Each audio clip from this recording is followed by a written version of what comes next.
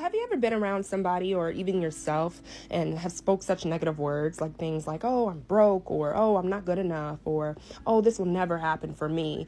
And, just speaking those words, and have you ever heard anybody say that, or have you said it yourself?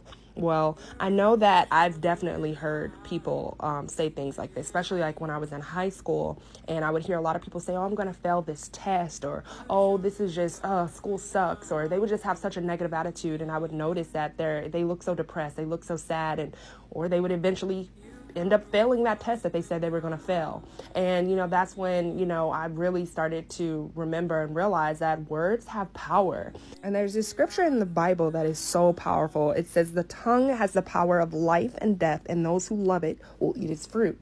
So basically, you guys, we have to watch what we say. We can't speak negatively on our lives and expect to see great things happen, because our words are so powerful. In the beginning, when God created the earth, he used his words to create. He used his words to create Adam and Eve and the animals and light and day. He used his words, and they have power. And just like he has created us in his image, he has given us the same power to speak over our lives. So we have to watch the things that come out of our mouth.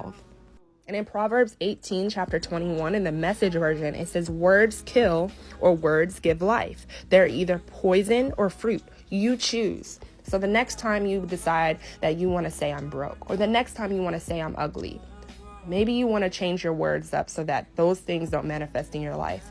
Maybe you want to start saying something different so that you can start seeing different happen in your life. Because maybe you're wondering why so much bad things are going on, but maybe you have to look back on those words that you've been speaking. What have you been saying? And that's the question I want you to ask yourself. What have you been saying to yourself? And in Proverbs 18, chapter 20, in the Message version, it says, words satisfy the mind as much as fruit does the stomach.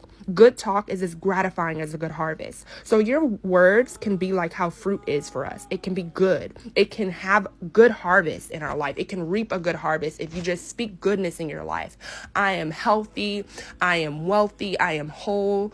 I have energy. I am creative. I can do this. Don't say, I can't do this. I can do this. No matter how bad things may seem, I want you to speak goodness in your life. Start practicing that today. It's the most simple thing that you could ever do, is just change your words. So change your words and start to see your life change, you guys. And I really hope that this word was able to bless you today. And I really hope that you received it. And I just pray greatness and blessings all over your life. God bless.